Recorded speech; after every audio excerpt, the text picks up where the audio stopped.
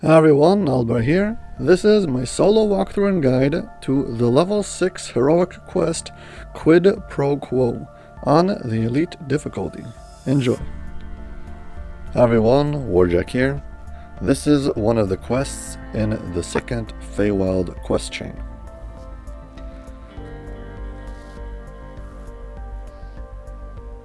This quest is located in the same place as the quest Frosty Reception.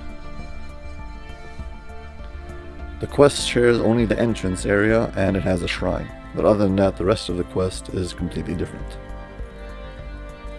As you can see, this quest is all the way up the top in the frost area.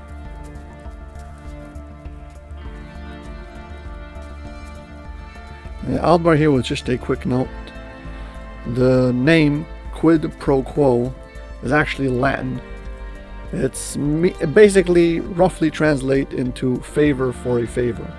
Basically, quid pro quo, I'll do you something and you'll owe me, you'll do me something. Quo is pronunciated kind of like you would say status quo. So that's what that is. For instance, I in real life don't have that much time to spend in DDO, so when I do play, I would oftenly take along with me my friend's character and step him into quests and help him, level and get XP, and then later when he has time and I don't, he would take my character along and help me level and get XP. So in other words, quid pro quo. Or for instance, I would design and scout out a mission and then Warjack goes and records it, and then I sit and select appropriate music, and then we do our voiceovers and edit it and upload it, and you'll hit like and subscribe.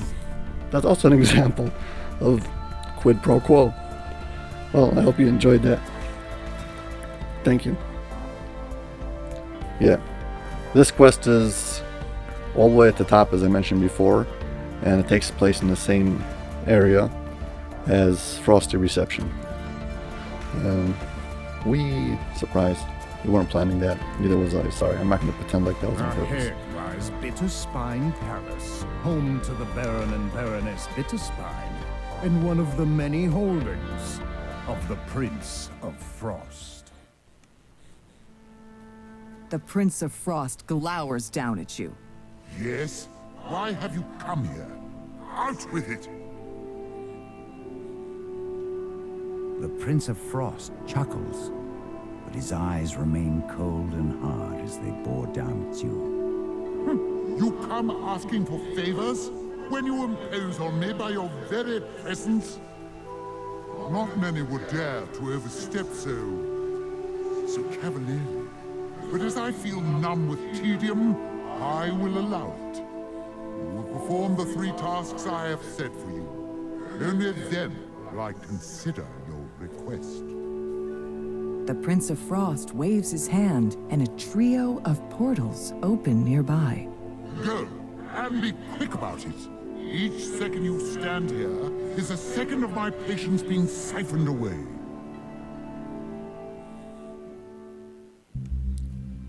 The order over here doesn't make a difference. You've arrived at Rhyme's Refrain, one of the Prince of Frost's favorite venues. He demands that you remove the griffins that seem to have made their home inside the amphitheater. A number of griffins are perched throughout the amphitheater. They look at you apprehensively, but make no move to attack.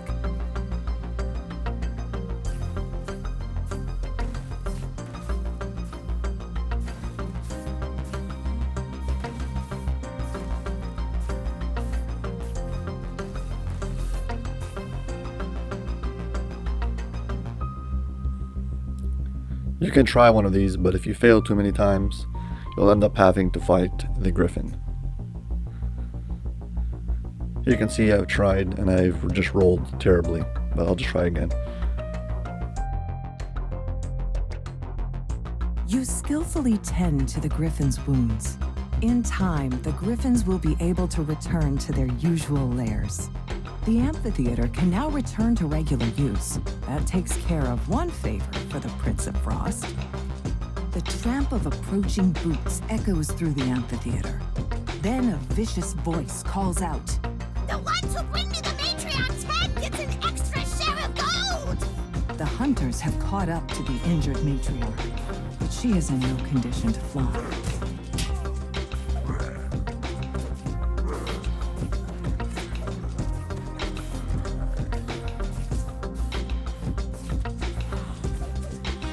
Also, this griffin happens to be one of the Snow Peaks champions. That's why he's all bluish and, well, pretty cool actually.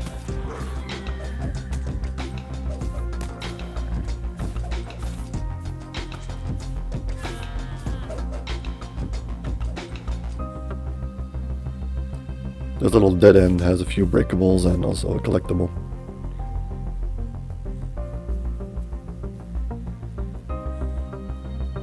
It's where the goons spawn in.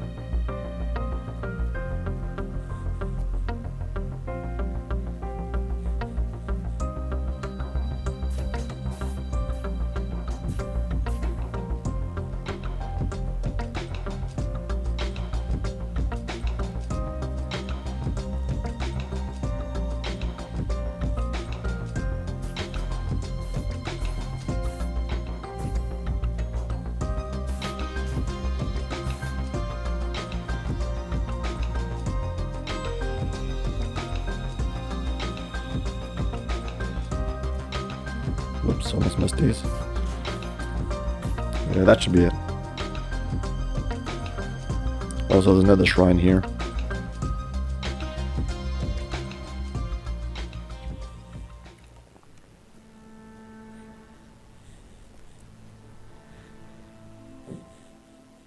An injured guard calls out to you. You there! You have the look of an adventurer. The villagers have been captured and dragged off by those brutish Fomorians. I believe every section has its own shrine, and also the main hall has a shrine upstairs, so I beg of you. Shrines galore. You can shrine as much as you want.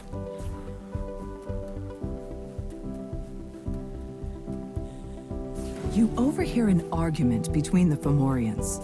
Perhaps there's some way to take advantage of this strife?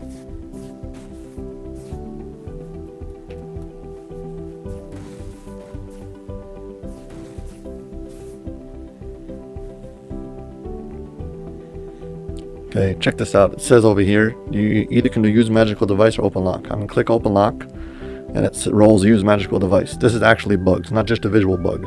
If you don't have a high enough use magical device and you try to use spot, even if you have a high spot, you'll fail because you don't have a high enough use magical device. I was hoping they would fix this before I recorded this video, but they didn't, so there you go. I was trying to, well, get Greenhand to do this quest. He's got a perfect spot, but he doesn't have any use magical device, and he couldn't do it.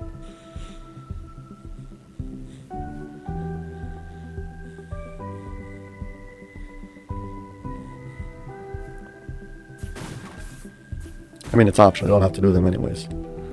Okay, here we can either fight both brothers individually, or we can get them to fight each other, so. Lurtz considers your words, then gives a single nod. He begins heading towards where he last knew his brother to be. The one over here is the weaker one, so he typically loses. Let him trade some blows.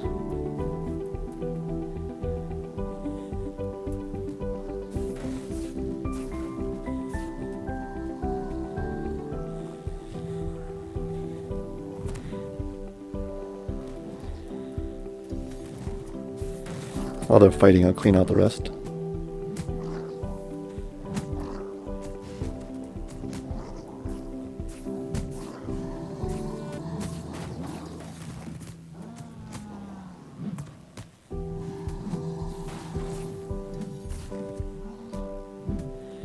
These you can always release. These are not a problem, and you need these prisoners to complete the objective. The trick with the Fomorian is basically just don't stand in front of him. Kind of like a Medusa, but unlike a Medusa, it doesn't consider which way you're facing. It only considers which way he's facing. So as long as you're behind him and he doesn't blast you with that eye gazing thing, you're fine. The Fomorians have been defeated, and the village is now safe.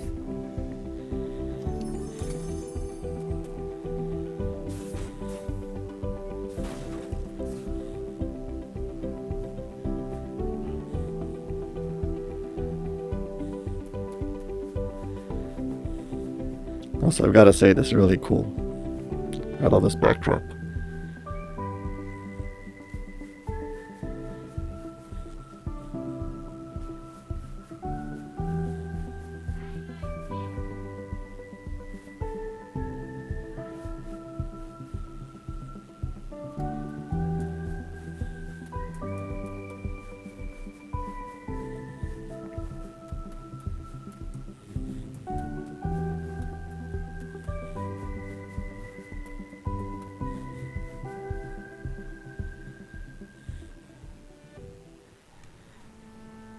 Okay, here's the final one.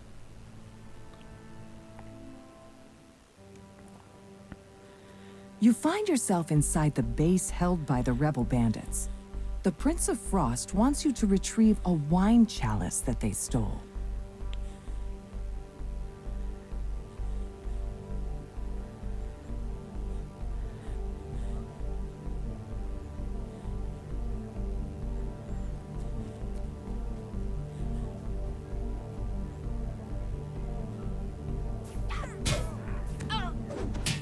The bandits said something about needing to get the patrolling sentries to wake everyone up. It may be possible to sneak past the sentries and through the sleeping bandits without needing to fight. Over here we've got these two sentries, or two werewolves, who do this patrol. And they're pretty blind, so you don't really need to sneak. They don't really hear you, just don't get too close to them. And you should be fine. So it's mainly don't run in front of them and don't bump into them. If you do awake them, then you're going to have to fight everybody in these rooms. For now, everybody in these rooms is asleep. Now, our main objective is we're looking for 2 runes. Okay? These runes will randomly spawn in one of these rooms, and they'll be on that brick to the right. Obviously, when they sleep, they pulse. It's really weird.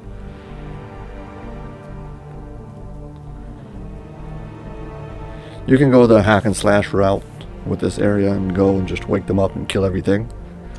But I think that the subtle version is actually more interesting. Here, on one of these bricks, like you see right over here, one of them will, well, 2 of them actually will have runes on them. You have to click on them to open up the way.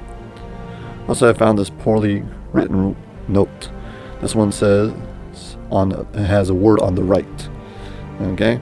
That's basically, there's going to be a 2-word password, and it's telling you which the order, what's the order of the words. There's going to be one on the left and one on the right. So this is the one on the right, basically the second word. So I'm just going to copy paste in the code in my chat box. This is from the general tab. The DM text shows up over there in yellow, and just copy paste. You don't have to be worried about spelling. I was doing this before and my S key doesn't work too good, and I missed the S, and then it didn't work, and I had to backtrack and reread the code again, and it wasted a lot of time and blew my run. So I found this foolproof method of doing it.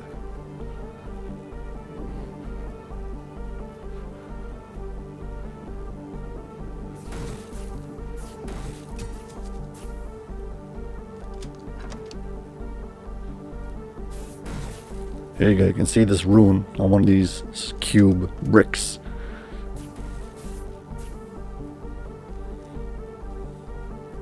Whoops. Let him pass.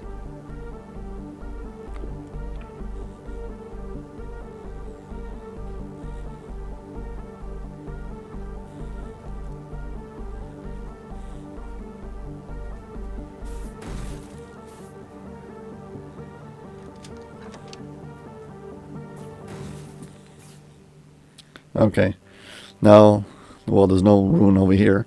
Right now we're in this big ring of rooms, okay? And the rooms in the corner both have a potential to open up a secret door into a hidden room. That's what this code is for.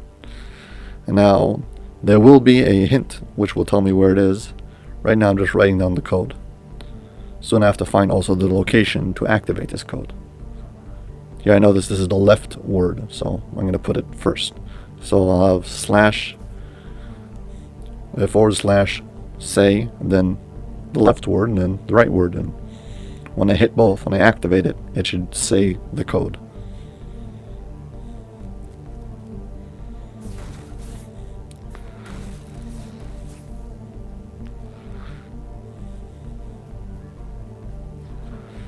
So as I was saying before, one of the corner rooms will have a secret room where you have to activate the code. Now inside of that room there will be some barrels, so if you use the select next you can find out where that is before.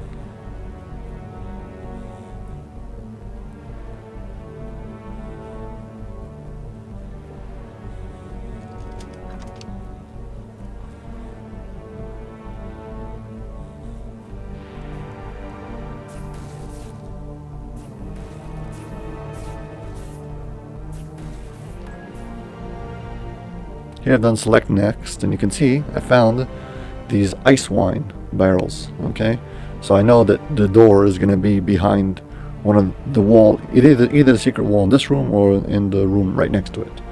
But there's actually a way to read ahead of time and find out which it is. Here I'm also going to wait for this guy to pass. He's a bit close, so I don't want to risk it.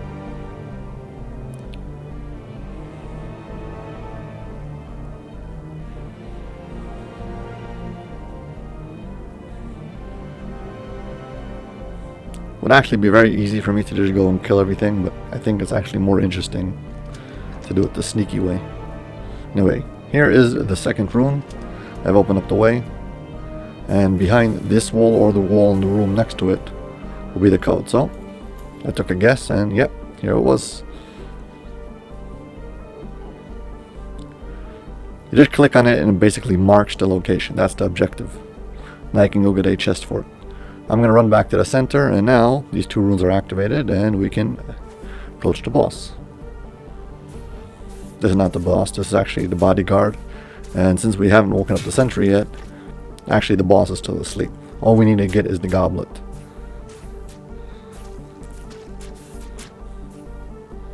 Yeah. Avoiding fighting her. Paging through this well-worn journal, you learn that the bandit captain has a private stash of treasure hidden somewhere in the caverns. It would certainly be a shame if it were to be left behind.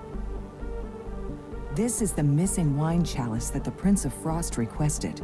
Now that you've done these 3 favors for the Prince of Frost, perhaps he'll return. Quick note, if you read this diary, it actually tells you where on the map is that secret room, like through which corner. South, northwest, north, whatever it is. It'll tell you exactly where the location is, but you can just guess it by doing the select next. Also, this I always find really weird. I don't know. They made these guys sleep, but they actually pulse. I don't know. I don't want to look at it too much. I'm going to turn out to be like a creep or something, so.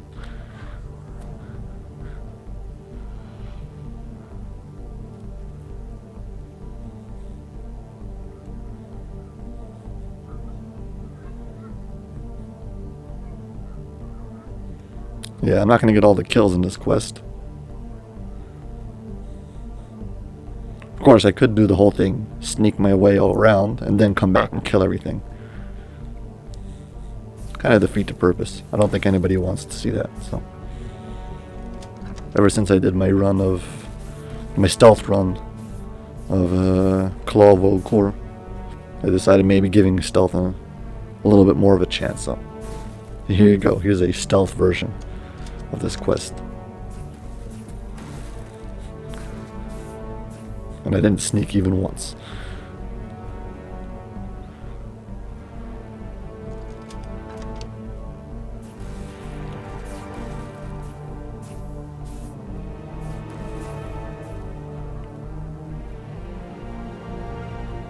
Yep, that's it. We've done the whole ring. And we're back to the start and get out of here. And of course, this place has a shrine also. Which reminds me, don't forget to hit like and subscribe. And that's it, we're done. So first, if you go to the one over here on the right, that gives us the XP. That gives us the objective of the barrels of wine. Once again, even the scales. The Prince of Frost agrees to lend you his powers in reaching Hirsum's fortress. You can now proceed with the final part of your plan, trading Hirsum's needle. This quest doesn't have any chests, but if you do the optional with the wine, so you'll get an extra chest.